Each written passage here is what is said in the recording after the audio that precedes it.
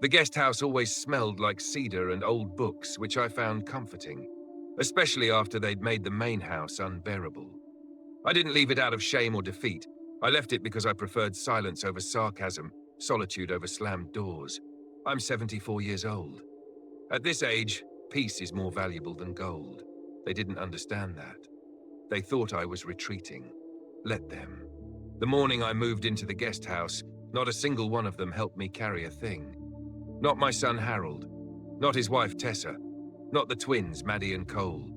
They watched from the porch like I was a butler going off shift. Tessa even sipped coffee while whispering something that made Maddie snort. My suitcase hit the wooden step with a dull thud, and none of them looked up. That told me everything. The guest house wasn't fancy, but it had what I needed. An old recliner, a twin bed, my books, and a kettle for tea. Miriam and I used to host guests in it. Real guests, friends, people who respected us. That was before she passed. Before Harold decided that I needed supervision and started squatting in the home I built with my own hands, claiming he was helping out. That first night, I sat on the porch of the guest house in my wool cardigan and watched the light flicker in the kitchen of the main house. It was warm, bright, alive. I could see silhouettes. Harold pacing while on the phone, Tessa yelling at Maddie, Maddie yelling back. None of it mine anymore. And truth be told, I didn't miss it. The next few days passed quietly. I made oatmeal on the hot plate, read from a stack of mystery novels Miriam left behind, and took walks around the edge of the garden. The garden had gone a little wild since my knees started acting up, but I liked it that way. Chaotic, full of bees and whispering weeds. I felt like I belonged there more than I did inside those pristine, Tessa-decorated rooms. They didn't visit. Not once. Not to bring a casserole. Not to ask how I was sleeping. Not even to pretend they cared. What they did do was use my electricity, let the kids stream shows on my Wi-Fi, and fill the trash cans with takeout containers. One morning, I limped up the path with a bag of groceries and overheard Tessa through the open kitchen window. Honestly, it's kind of embarrassing. Who moves into their own guest house? What are the neighbors going to think? That we kicked him out? Harold's voice followed.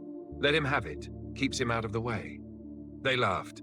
I stood there on the gravel for a long while, my groceries in hand, before walking back to the guest house and sitting down on the porch step. I didn't feel angry. Just done. That night, I didn't sleep. Not out of sadness, but clarity. If they thought I'd rolled over, they were wrong. I still owned the deed. Still paid the taxes. Still held the strings. I'd just been too tired to pull them. The next day, I drove into town and stopped by Jack Mulligan's office. Jack's been my friend since high school. Played left field with me back when the Henlop Hawks still had a baseball team. These days, he's a real estate agent, not a flashy one. Honest, the way men used to be. You serious about this, Obadiah? He asked, raising one snowy eyebrow as I laid the paperwork on his desk. As serious as I was about marrying Miriam, I said, sipping the bitter coffee he always kept too strong. Can't wait for the fireworks, he muttered, pulling out a folder. Let's find you a buyer. We had one by the following week. A young couple from the city, newly married, tech people. Wanted to start a family away from the noise. Loved the bay view. Loved the main house. Loved the idea of renovating the guest house into a writing studio. I told them it already had a soul in it. They just needed to be kind to him. I didn't tell Harold, not yet. Instead, I watched. Watched him treat the place like his inheritance had already arrived. Watched Tessa snap at the cleaning lady for using the wrong spray. Watched Maddie slam doors and Cole break the garden gnome Miriam bought on our anniversary. Watched it all with a strange calmness. Until one morning, as I walked by the main house to toss the trash, I saw my old photograph, me and Miriam at the county fair in '79, face down in the mud beside the recycling bin. Broken glass, bent frame. Like it didn't matter. That's when I decided it was time. I called Jack. Close the deal, I said. Done, he replied. They'll get the papers tomorrow. That night, I slept better than I had in months. That morning, I sat on the porch of the guest house in my flannel robe watching the fog roll in from the bay. A seagull screamed overhead, then vanished into the grey. I had my tea, black, no sugar, and the silence I craved. But even from across the lawn, I could hear them. The doors slamming, the voices rising, always bickering about something. I'd traded comfort for distance, but not far enough, it seemed. The first real insult came 3 days after I moved out. Tessa threw a brunch for her yoga friends. Loud, perfumed women in sunglasses and yoga pants. I don't have anything against yoga or brunch. Miriam used to host Sunday teas, but Miriam never used my guest house as a punchline. I was outside pruning the lemon balm when I heard it. "Oh my God," one of the women laughed. "You weren't joking. He's actually living out there?" Tessa's voice followed like a blade. "Told you. He moved in like it's some retirement cabin. I guess it's better than him hanging around the kitchen all day, asking if we've seen his slippers." They laughed again. Harold wasn't even embarrassed. It gives us some space, honestly. And him too. He likes it. He didn't ask if I liked it. I stood there with the pruning shears still in my hand, not moving, not breathing. The lemon balm scent drifted up around me, sharp and green. I dropped the shears and went inside. Locked the door. That was the first day I didn't go up to the main house at all. Not for my mail. Not for anything. A week later, I found that they changed the Wi-Fi password. The TV in the guest house doesn't get cable anymore, not since the storm last winter knocked out the satellite dish. I mostly use the Wi-Fi to stream the news, check the weather, play a bit of chess online. Nothing fancy. But when I opened my laptop that morning, I was locked out. I asked Harold about it. "Oh yeah, we had to reset everything. Too many devices, I guess," he said without looking up from his phone. "Could you give me the new password?" He scratched the back of his head. "I'll get it to you later, Dad." He didn't. I didn't ask again. Later, I overheard Maddie telling her friend on FaceTime, "He's just old and nosy. Always wants to spy on what we're doing." So Mom said not to give him the password. I mean, it's our house now, right? I stood just beyond the hedge, their voices drifting through the open patio door like rot. It got worse. They started using my tools without asking. The gardening shears, my rake, even the old wheelbarrow Miriam had painted blue. They never returned them. I'd find things rusted, left in the rain, broken. One day, I found my hammer buried in the dirt by the fire pit, head snapped off the handle like it had been used to smash cinder blocks. No one said a word. The mailbox, which I installed back in 1989, started filling up with junk addressed to them. Catalogs for clothing brands, flyers for Tessa's fitness classes, Amazon packages for Harold. When I opened it one morning to find one of my own letters crumpled underneath a stack of their deliveries, I knew I was being pushed out, not physically, but piece by piece. They weren't subtle about it either. We were thinking of repainting the main house. Tessa announced one afternoon when I wandered up to check the garden hose pressure. "Do you think pale grey with black trim would be too modern for the neighborhood?" "It's your house," I replied quietly, the lie already tasting bitter in my mouth. "Exactly," she said, smiling like it was a joke. Harold didn't correct her. One evening, as I sat on the porch, sipping tea and trying to make peace with my fading dignity, I heard music blaring from the main house. Loud, thudding bass, teenage voices screaming lyrics. Maddie's birthday party. I wasn't invited. I wasn't even informed. They had turned the backyard, the one I'd mowed and planted with hydrangeas, into a makeshift dance floor. Teens spilled out onto the lawn, cups in hand, someone vomiting behind the shed I built. I walked down the gravel path, careful on my knees, and found Harold in the kitchen drinking a beer. "Did you tell the kids to stay out of the guest house?" He blinked at me. "What?" "They were knocking on my windows, banging on the door. I don't want them in there." "Oh, right. Sorry, Dad. I'll say something." He didn't. I found an empty cup on my porch railing the next morning, and a smear of frosting on the door handle. That's when something shifted. Not anger, something colder, a kind of quiet calculation. I started sleeping better, strange considering the noise and disrespect, but it was as if something inside me had finally gone still. The part that kept hoping they'd remember who I was, that part had stopped. They thought I was just an old man sulking in a shack, that I'd rolled over and handed them the house out of weakness. They forgot I was the one who built it, paid for it, painted it, repaired it, filled it with memories. I wasn't retreating. I was watching. Then one day, Maddie stormed into the guest house without knocking, just barged in like she owned the place. She wanted to use the mirror in the bathroom. "The lighting's better in here," she said. "This is my home," I said. She rolled her eyes. Ah, whatever, Grandpa. You're literally next door.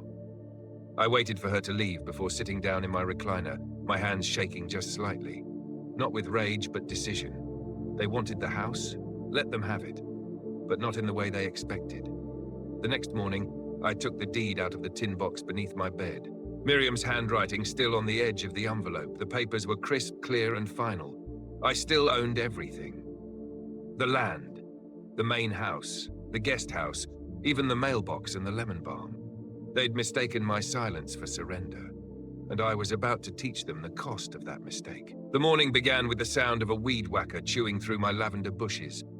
I'd planted those bushes with Miriam, back when we thought we'd grow old, watching the bees hover there, sipping at the purple blooms. Now they were lying in tatters, severed at the roots, their scent bruised into the air like a final insult.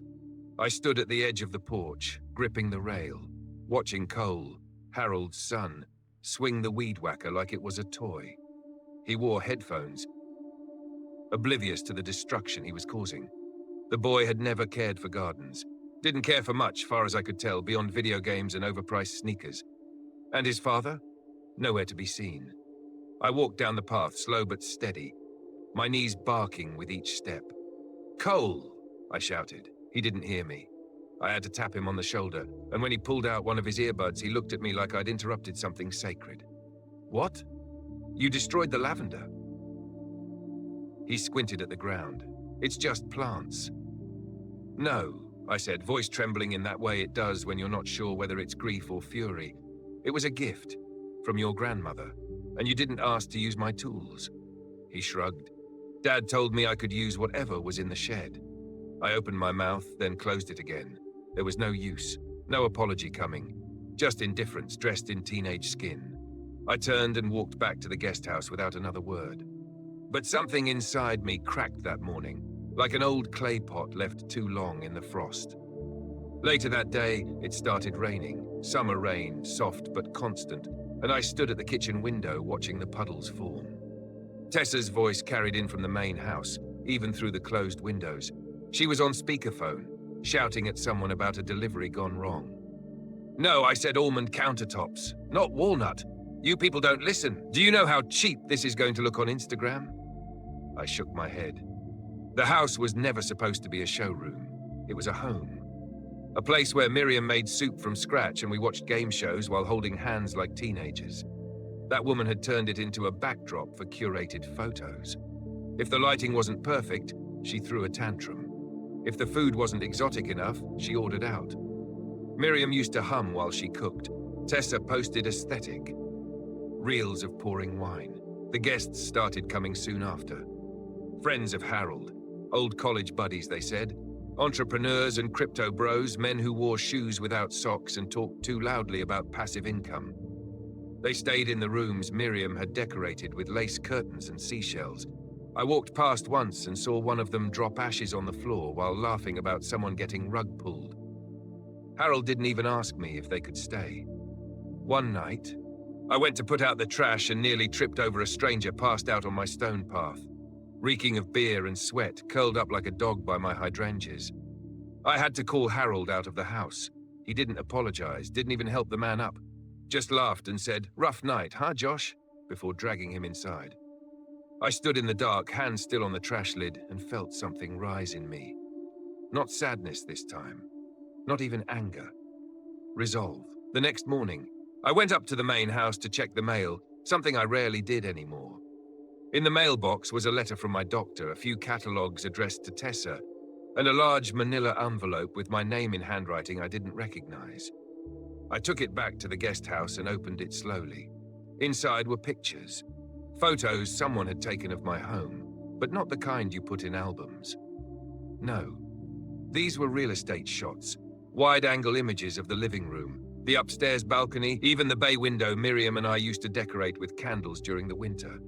I stared at them, confused, until I found the sticky note attached to the last page. "Mr. Lamb, please confirm the staging timeline.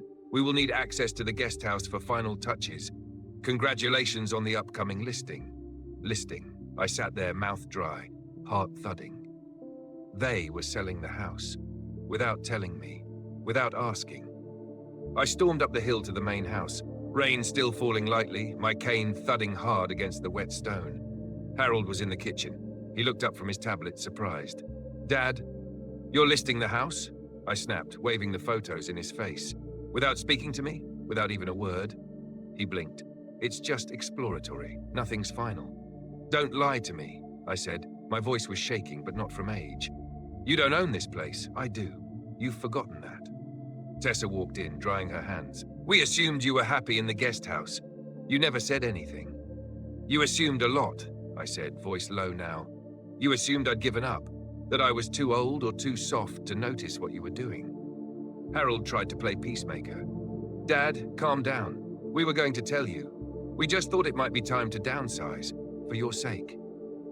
"No," I said, backing toward the door. "What you thought is that I was out of the way, that I didn't matter anymore." I turned before they could answer, walked back to the guest house, each step as heavy as a door closing. That night, I took the deed out again, held it in my lap for a long while. I could still smell the faint trace of Miriam's lavender hand cream on the envelope. My fingers didn't tremble anymore. They wanted to sell my house. Now it was time I did it, but not the way they planned. I picked up the phone and called Jack Mulligan. "They're trying to sell it behind my back." I said, "I want to beat them to it." Jack didn't even hesitate. "You ready for me to list it?" "No," I said, looking out the window at the lavender ruins. "I already have a buyer," he chuckled. "You're way ahead of me." "Yes," I said, setting down the phone, my voice steadier than it had been in weeks. "Yes, I am." The guest house was quiet that night, quieter than usual. Even the bay seemed to hold its breath. I sat at the little kitchen table with a yellow pad of paper, a ballpoint pen, and a mug of tea that had gone cold. The only light came from the desk lamp Miriam used to write her letters by.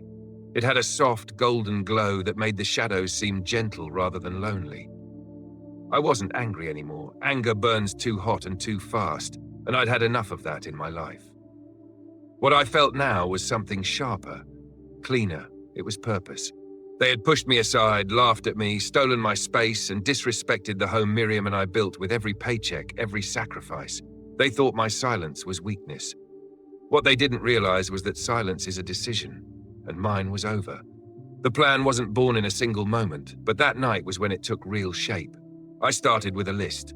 1. Retrieve deed from lockbox. 2. Call Jack. Confirm buyers are still interested. 3. Consult lawyer, protect sale from legal challenge. 4. Quietly clear out personal items from main house. 5. Arrange moving help, discreet. Transfer utility accounts to new owner. 7. Set final closing date. 8. Inform them, after papers are signed. I stared at the 8th item on the list for a long time. That was the hardest part, waiting. Not because I was eager to see their reaction, though I'd be lying if I said it didn't bring me some satisfaction, but because patience is a discipline. I needed everything to be perfect. Legal, irrevocable, final. The next day, I visited the county office to double-check the deed and my rights to sell. The young woman behind the desk squinted at the computer screen for a moment before nodding. "Yup, you're the sole owner, Mr. Lamb. No liens, no secondary claimants." I smiled. Good to know. Next, I called Jack. "You're sure they're still interested?" I asked, pacing the gravel path between the rosemary and what was left of the lavender. "Are you kidding? They love the place. Said it has charm, history, character, and they're cash buyers. You want to move forward?" "Yes," I said, but quietly. Jack chuckled. "You've got it. I'll handle the paperwork. You just say when." I said when. By the end of the week, the contract was drafted. I drove to Jack's office on a Wednesday afternoon, signed every dotted line with a steady hand, and watched him slide the file into a leather portfolio. "It's done," he said. "Not quite," I replied. "One more stop." I drove straight to my lawyer's office. It's funny how people think old men don't know how to protect themselves. I'd had a will drawn up years ago with contingencies built into every clause, but now I wanted something airtight, ironclad. "Can they sue me?" I asked, looking my lawyer square in the eye. He was a trim, no-nonsense man named Arthur Graves, maybe in his 50s, with a face like a hawk and fingers that tapped constantly. "Technically, anyone can sue you for anything," he said. "But will they win?" "No. You're of sound mind. You're the legal owner. The house is yours to sell. The only thing Harold might lose is his pride." And his place to live, I added, folding the deed into my coat pocket. Arthur smiled. That too. We notarized a few documents, updated my living trust, and scheduled a meeting with the title company. I walked out of that office with everything in motion and no legal way for them to reverse it. I felt 10 years younger. Back at the guest house, I started going through old boxes. Miriam's recipe cards, framed photos of our honeymoon, her grandmother's porcelain spoon collection that Harold had once called junk. I wrapped them all carefully in newspaper, tucked them into crates and labeled them in sharp black marker. Keep. I waited until everyone was out, likely one of Maddie's soccer games or a shopping trip, before entering the main house. The kitchen still smelled faintly of citrus cleaner and something burnt. The living room was littered with shoes, bags, and open box of crackers on the couch. I moved like a ghost through each room, collecting what mattered. Miriam's piano music, the Afghan she'd knitted before the arthritis took her hands, the oil painting of the bay we'd bought at a county fair. I didn't rush. I took my time. Upstairs, in what had been our bedroom, Tessa had replaced our quilt with some geometric monstrosity, all sharp angles and metallic thread. She'd taken down Miriam's lace curtains and put up blackout blinds. The walls had been painted beige. I found one of Miriam's hairbrushes in the back of a drawer, still holding a few strands of silver. I held it in my palm a long time before wrapping it in tissue and placing it in the box marked Bedroom, Her. I packed until the sun began to sink low behind the bay, then returned to the guest house without a sound.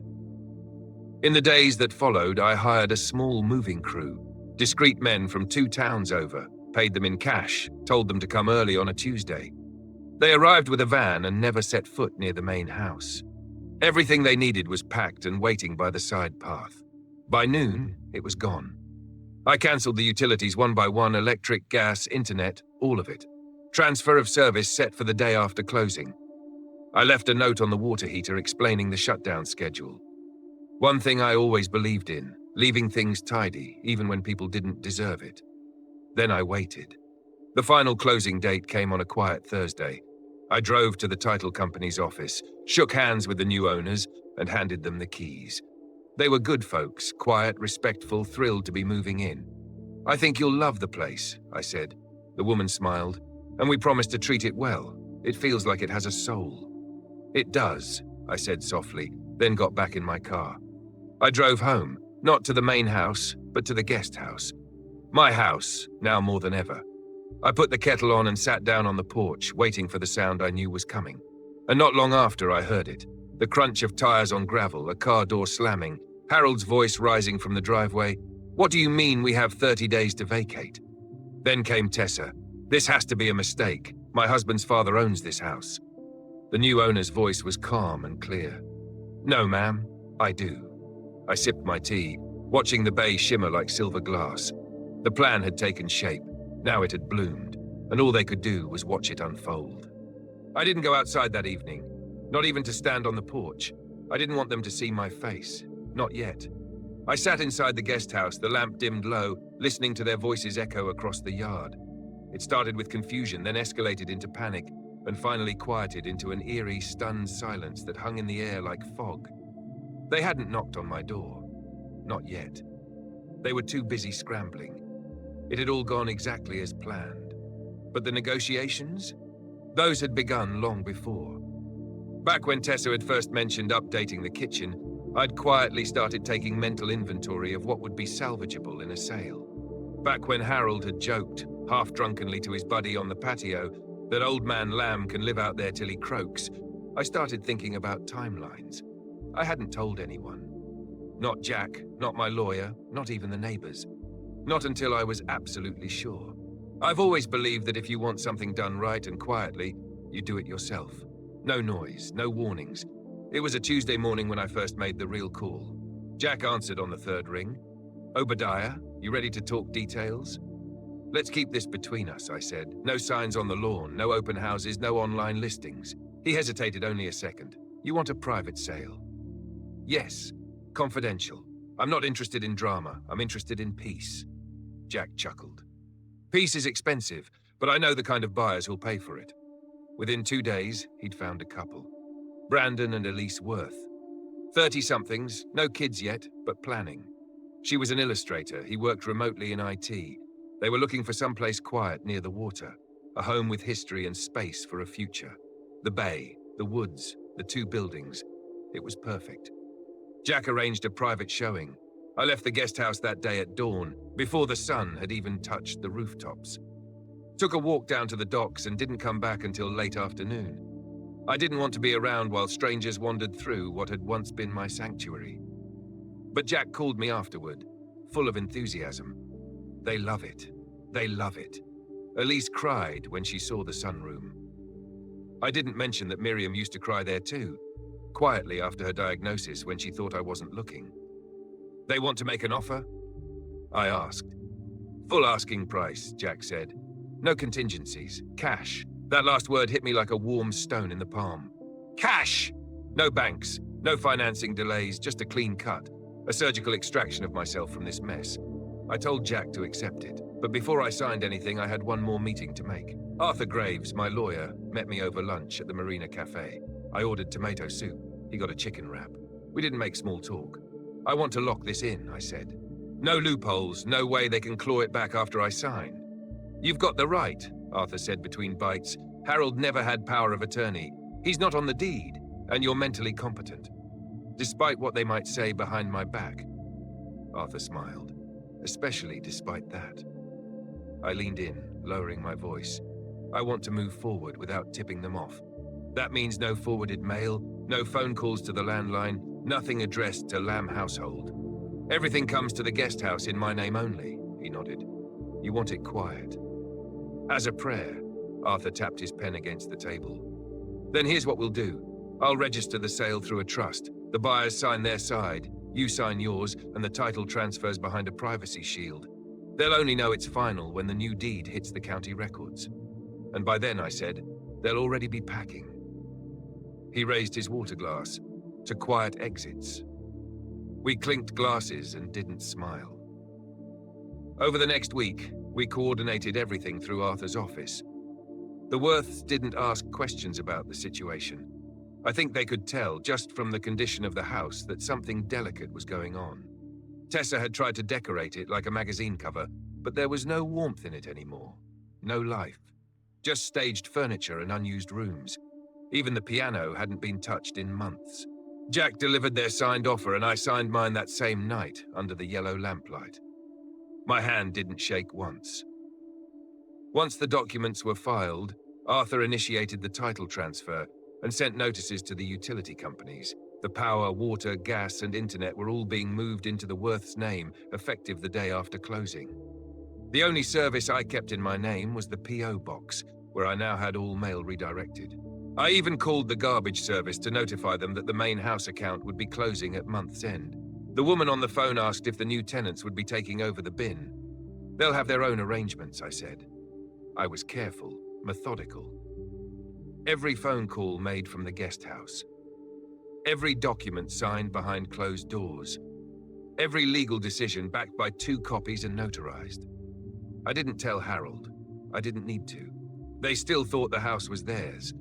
Still thought I was just a quiet, fading old man waiting for their permission to be remembered. On the eve of closing, I saw them setting up a backyard barbecue. Music was playing. Harold stood in front of the grill, laughing with a beer in hand. Maddie was taking selfies under the pergola. Tessa was setting up string lights, pretending she lived in a lifestyle blog. I watched from the shadows, wrapped in my old wool cardigan. They toasted each other, not realizing that everything around them had already changed hands. The next morning, I signed the final documents at Arthur's office. Jack met us there. Elise and Brandon signed too, looking radiant and nervous like people stepping into a dream they didn't think they could afford. When it was done, Jack clapped me on the back. It's yours no longer, Obadiah. I looked out the window at the bay. Good, I said. The papers were couriered that afternoon, and by evening, the Worths were on their way with boxes and keys in hand. Meanwhile, back at the main house, the grill had gone cold. Harold had fallen asleep on the patio chair. Maddie was inside, yelling at her brother. Tessa was too busy on her phone to notice the delivery van creeping up the drive. The Worths had arrived, and the negotiation was over. The day started like most others, foggy, quiet, and a little achy in the knees. I'd slept better than usual, maybe because I knew everything was already in motion. The papers were signed, the utilities scheduled, the new owners would be arriving in less than 2 days, and I'd be there on my porch, a silent witness to the handover. I thought I'd feel peace, but that morning, something happened. Something final. Something that scraped away the last sliver of doubt I might have had. Not guilt, mind you. I felt none of that. But there's always hesitation before you close a door for good, until someone slams it for you. It was about 8:30 when I walked up to the main house. Not to visit, but to pick up a box I'd left in the basement weeks ago. Old photo albums. The kind with yellowed edges and captions written in Miriam's careful cursive. I didn't trust them to survive the new owners, and I didn't want to leave them behind. I hadn't told Harold or Tessa I'd be coming up, but it was still my house. I didn't think I needed permission. Apparently I was wrong. I barely made it past the front door before I heard voices, raised ones. "No, I'm not asking him," Tessa snapped from somewhere near the dining room. "We've already given him too much power over this place." "Jesus, Tess, it's just a fuse box," Harold replied. "He's the only one who knows how it works." "I'm not groveling to that old man just so we can get the fridge back on. Call an electrician." I paused in the hallway, the cold edge of the conversation settling in my gut like a stone. They weren't even arguing about me, just using me like a piece of faulty furniture. An obstacle. Then Maddie's voice cut in, shrill and bored. "Why can't Grandpa just go live in a home already? Like a real one? This whole guest house thing is weird." Tessa laughed. "Because then he couldn't spy on us. I heard he listens through the vents. He probably writes everything down in one of those little notebooks."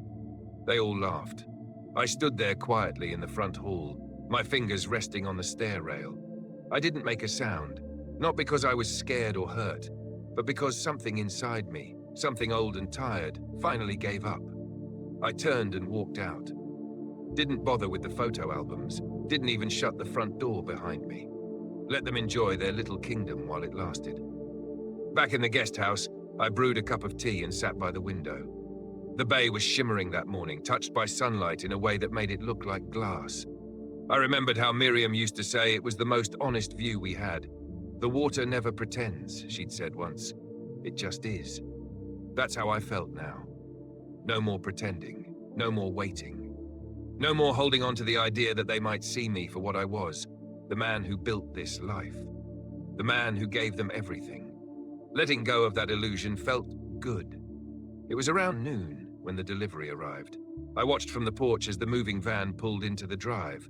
It wasn't loud, wasn't flashy, just a simple white vehicle with 2 calm-faced men who stepped out and began unloading boxes.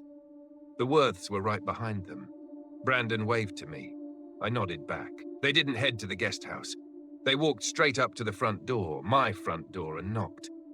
The silence that followed was almost musical. A minute passed, then another. Finally, the door opened. From where I sat, I couldn't hear the words. But I didn't need to.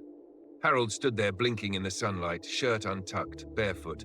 Tessa appeared behind him in a silk robe, her hair half-pinned. Maddie peeked out from behind the curtain like a child in a school play who forgot her lines. Brandon handed over a folder. Tessa's hand flew to her mouth. Harold turned to her, confused, then angry, then stunned. Papers were exchanged. There was shouting. Tessa stormed off and slammed the door. Harold remained on the porch, still holding the folder, staring out at the moving van like it had been summoned by a curse. He looked toward the guest house, toward me, and I didn't move. I didn't wave, I didn't smile, I didn't blink. He took a step toward me, then stopped, and turned back inside. By evening, the fireworks began. "You sold the house?" Harold shouted so loud it echoed across the bay. It was nearly dark. The Worths were gone for the night, leaving the movers to finish tomorrow. The new keys were theirs, the locks had already been changed. Harold stood at the edge of the guest house porch, red-faced, sweating, fists clenched. "You had no right." "I had every right," I said calmly. "I own this place, or did. Now they do." "Dad," he growled, stepping closer, "this is our home. You can't just..."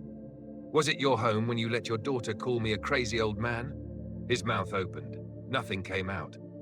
Was it your home when Tessa mocked your mother's kitchen like it was garbage? Still nothing. Was it your home when you laughed as I walked away carrying my own boxes without a shred of help? Silence. I gave you a place to live. I gave you time. I gave you the benefit of the doubt, and you gave me nothing but disrespect. He shook his head, lips trembling. We were going to include you in the plan. No, I cut in, standing slowly. You excluded me. You made me into a relic, a burden, something to ignore and work around. He was quiet now, breathing hard. I'm tired, Harold, I said. Tired of waiting for you to remember who I am. I'm your father. I worked my whole life for this land, this home, this peace. You didn't have to sell it, he whispered. I looked him dead in the eye. You made sure I did. He turned and walked away without another word. Later that night, I watched from the porch as they packed bags in the dark, quiet, tense. Maddie crying, Tessa making furious phone calls. The Worths had given them a full 30 days, but I knew they wouldn't stay that long. Pride wouldn't let them. And me? I sat there on the porch alone, the night wrapped around me like a long exhale. The final straw hadn't broken me. It had freed me. It was done. There was no more paperwork to sign. No more whispers between Jack and Arthur. No more cautious tiptoeing around the main house like a stranger in my own story. The house, my house, had been sold. Not to Harold, not to Maddie, not to any of them, but to people who saw it for what it was. A home, a place of peace. I watched the sun come up the next morning with a cup of coffee in hand, the old blue mug with the chipped handle Miriam used to favor. The same view I'd seen every morning for 40 years. The bay glowing like a promise, the trees still damp with dew, the shadows long and patient. But everything else had changed. They hadn't spoken to me since the night of the confrontation. Not a word. Tessa had stopped pretending I didn't exist and gone straight to pretending I was the enemy. Maddie and Cole wouldn't look me in the eye. And Harold, well, Harold had always been the kind of man who needed someone else to blame. I'd just made it too easy for him. That morning, I saw them loading boxes into Harold's SUV. The driveway was scattered with plastic bins, half-closed suitcases, and a couple of those oversized blue IKEA bags filled with who knows what. It looked rushed, disorganized. They were leaving early, more than 3 weeks ahead of the eviction deadline. Pride's a funny thing. Sometimes it convinces you to stay. Other times it convinces you to leave before someone has to ask you to.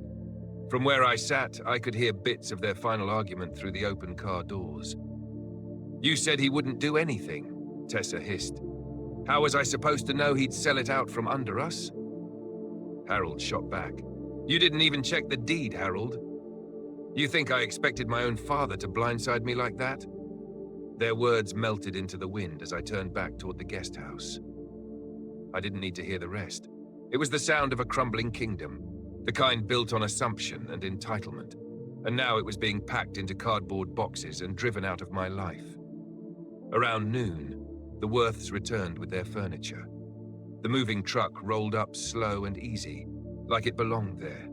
Elise got out first, hair tied back, clipboard in hand, eyes scanning the property with a quiet kind of joy. Brandon followed her, holding a bag of sandwiches and a rolled-up welcome mat. He waved when he saw me sitting in the shade. We brought lunch, Mr. Lamb, he called. You hungry? I smiled. Always. They didn't ask about Harold and his family, didn't mention the scene in the driveway or the tension hanging in the air like smoke. They were good people, polite enough to know when silence is a gift. We sat at the picnic table I built with Miriam back in '92. The wood was a little warped, the screws slightly rusted, but it held. Much like me. Elise handed me a sandwich wrapped in parchment, turkey and cheddar. I hope you don't mind us settling in before they're gone, she said gently. They've had more than enough time, I replied. They're just taking a few extra minutes to realize they're not in charge anymore. Brandon chuckled. We'll be respectful. We know what this place meant to you. I nodded, chewing slowly, savoring not just the food, but the moment. This was what it felt like to reclaim your life. Not in anger, but in order. I wasn't punishing anyone. I was restoring balance. After lunch, I gave them a quiet tour of the grounds, the stone path through the back garden, the little bench Miriam used to sit on with her embroidery, the lemon tree by the fence that never bore fruit but kept trying anyway. I told them stories they didn't ask for, and they listened like each word was a thread in a tapestry they now owned. By the time the sun began its slow descent over the bay, Harold and his family were gone. No goodbyes, no apologies, just a slow drive down the hill and out of sight. I expected to feel something, maybe triumph, maybe sadness, but what I felt was clean, empty in the way a room feels right after you've finished sweeping it. The Worths stayed late into the evening, unloading boxes and pushing furniture around. Elise brought over a potted fern for my guest house. "Housewarming gift," she said with a grin. Brandon fixed the squeaky hinge on my screen door without asking. It was the first time in months someone had touched something I owned without making it worse. And as the stars came out, I realized something I hadn't thought about before. The house was sold, but I wasn't. I was still here, still whole, still mine. In the weeks that followed, the property settled into its new rhythm. The Worths planted herbs in Miriam's old garden beds. They added a few solar lights to the walkway. They painted the shutters a soft green, not the cold grey Tessa always wanted. And every evening, without fail, Elise would wave to me as she watered the porch plants. We talked now and then. Not every day, but enough. One afternoon, I invited them in for tea.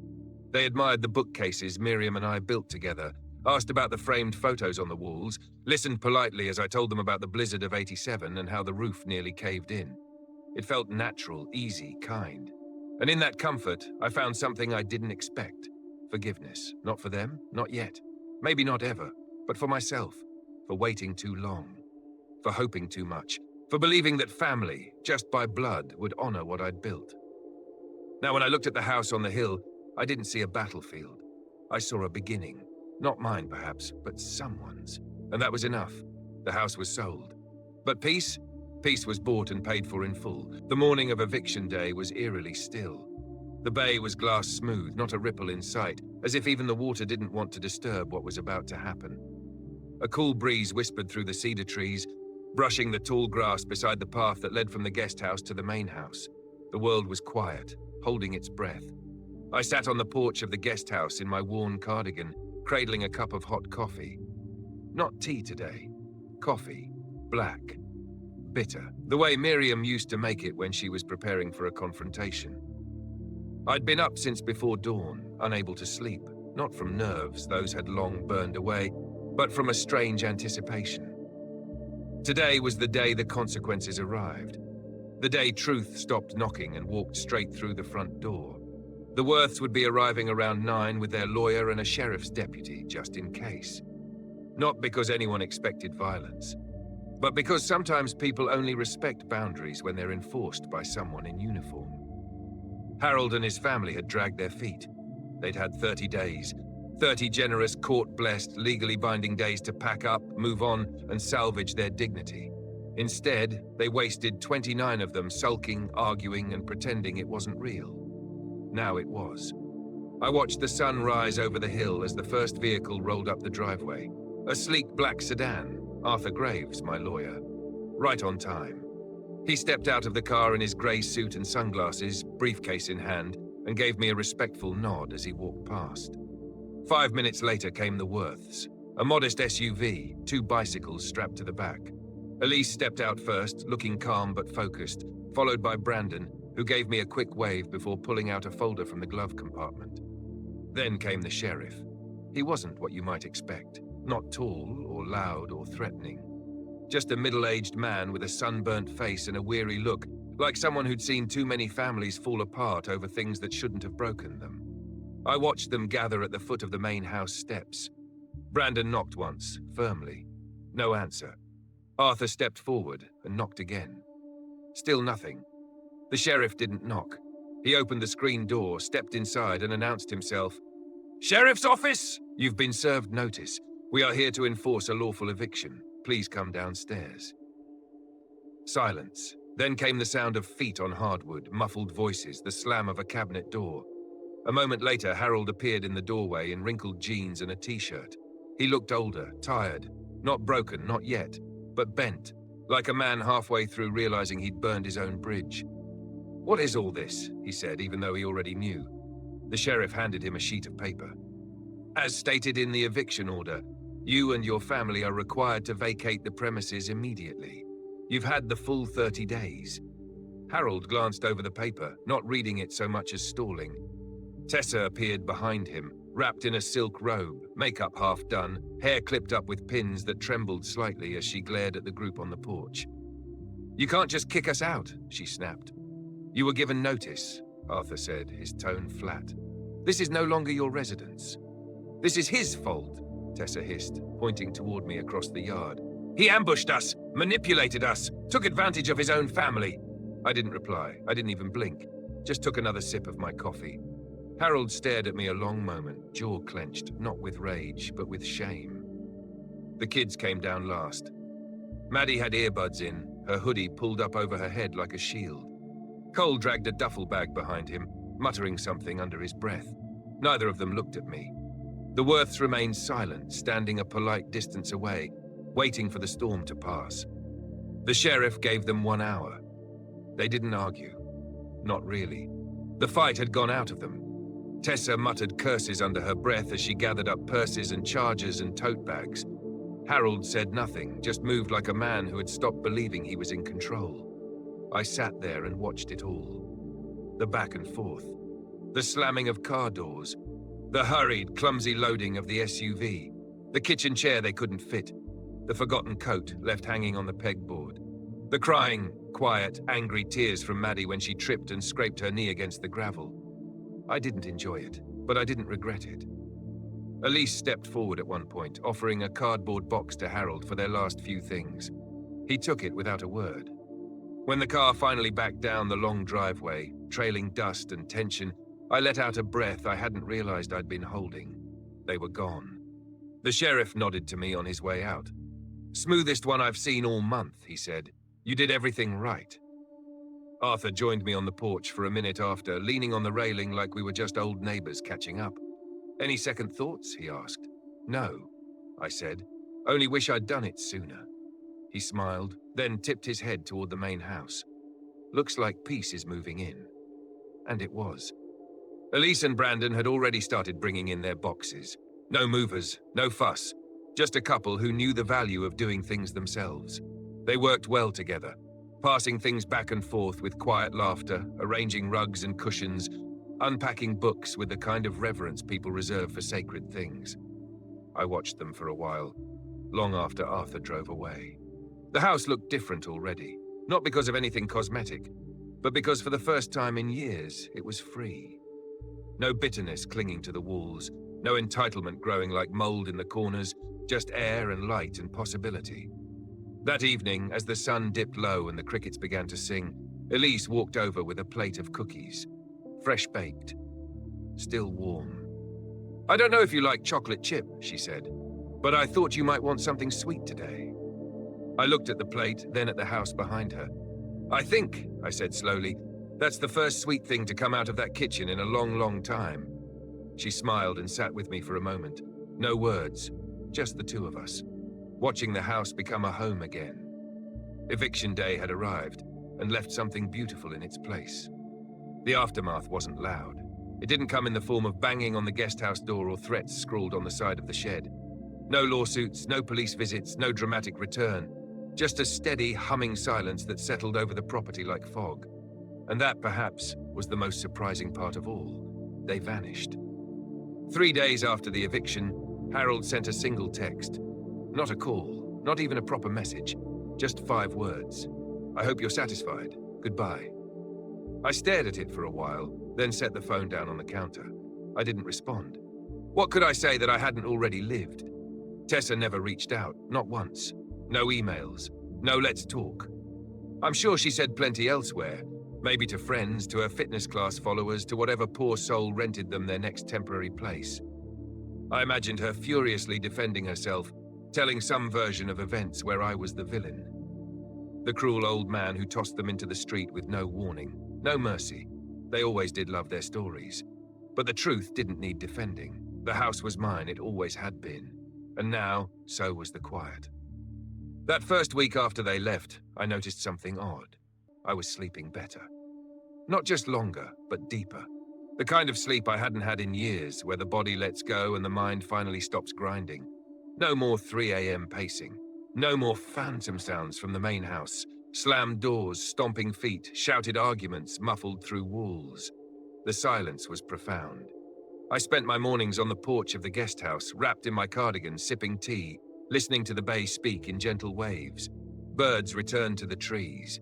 I hadn't realized they'd gone until they came back, as if even they had been waiting for the storm to pass. The Worths settled in like they'd been here for decades. They painted the kitchen a soft butter yellow. They put wind chimes on the back porch, nothing too loud, just a few delicate silver tubes that rang like distant bells when the breeze moved through the cedar grove. Brandon installed a hammock between the 2 old oaks. Elise planted tulips in Miriam's forgotten garden beds, and each evening, without fail, they walked the path down to the bay hand in hand, like people who still liked each other after a full day of living. Sometimes they invited me for dinner. Not out of obligation, there was none of that in their eyes, but out of kindness, out of inclusion. We shared quiet meals on the back deck, eating from mismatched plates and talking about books, birds, and favorite soups. Not once did they ask about Harold. They let the past stay where it belonged, behind me. One evening, Elise mentioned Miriam. "I found her old canning jars in the cellar," she said. "The ones with the labels still intact. Apricot jam, 1997. I smiled. That was her favorite. We'd give it away every year to neighbors. People asked about it long after we stopped making it. She was a beautiful cook, Elise said softly. You can tell from the way she labeled everything. The handwriting alone made me cry. It was the first time anyone had mentioned Miriam in that house in nearly a decade.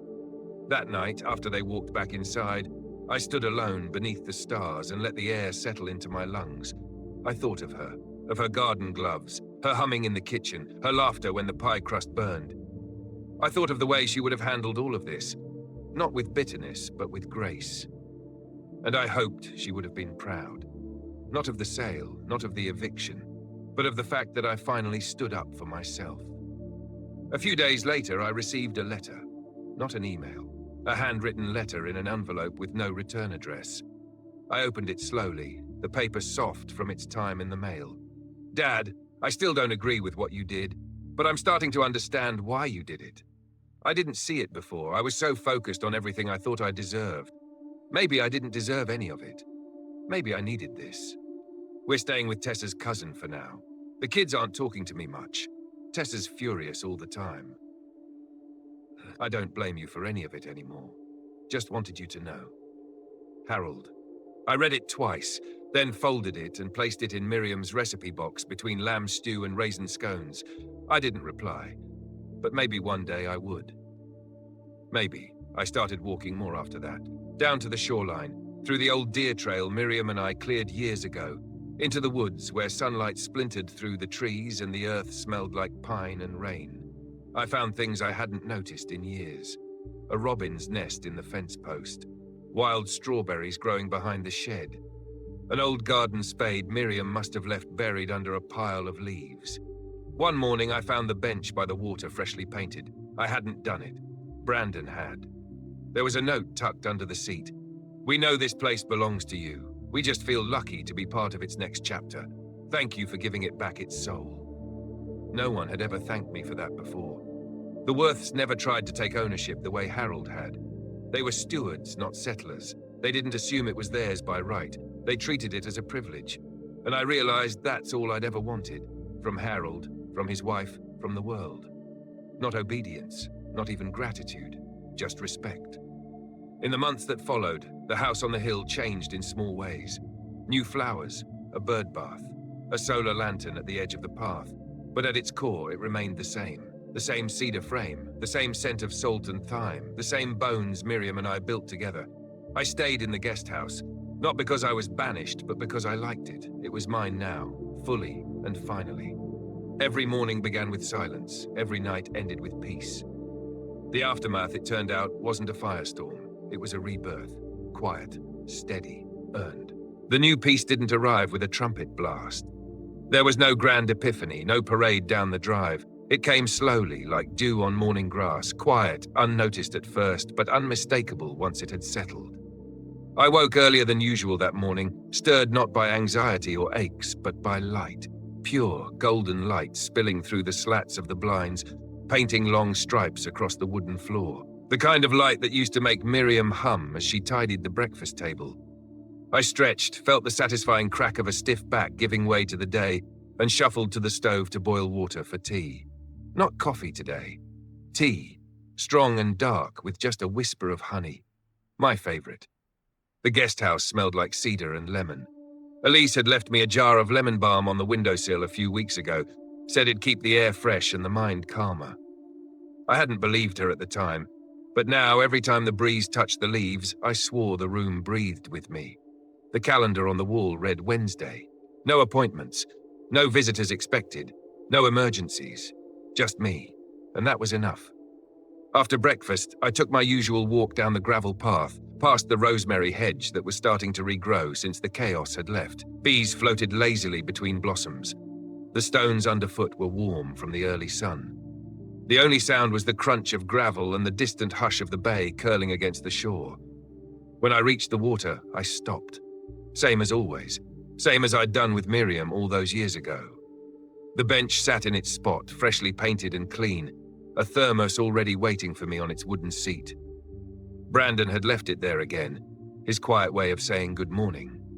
He didn't knock, didn't interrupt, just a hot thermos of black tea and the respect not to intrude. That was the rhythm of life now, a balance. They lived in the house, and I lived beside it, like two halves of something steady and good. They never asked me to come inside unless I wanted to. They never treated me like a burden or a decoration from the past. They treated me like me. After sipping tea for a while and watching the sun climb higher, I headed back. Elise was on the porch, kneeling in the herb garden, dirt on her cheek and a look of joy on her face that reminded me of Miriam in spring. "Morning, Mr. Lamb," she said, brushing her hands on her jeans. "Morning, Elise. That basil's coming in strong." "I'm talking to it," she grinned. "Plants like kind words. Then no wonder mine used to die." She laughed, not unkindly. "Brandon fixed the door on the tool shed," she added, "said it was sagging. I told him that shed's older than he is. He said he wants it to live longer than all of us." I nodded. "Good man." She stood and dusted off her hands. "You coming to dinner Friday?" "If I'm invited." "You're always invited." That was another part of the piece. The invitations were gentle, never forced. If I said no, they smiled and asked again another time. If I said yes, they set a place without fuss. There was no tension, no sense of obligation, just kindness. Back at the guest house, I spent the afternoon reading on the porch. A novel I'd already read twice, but the words felt new somehow.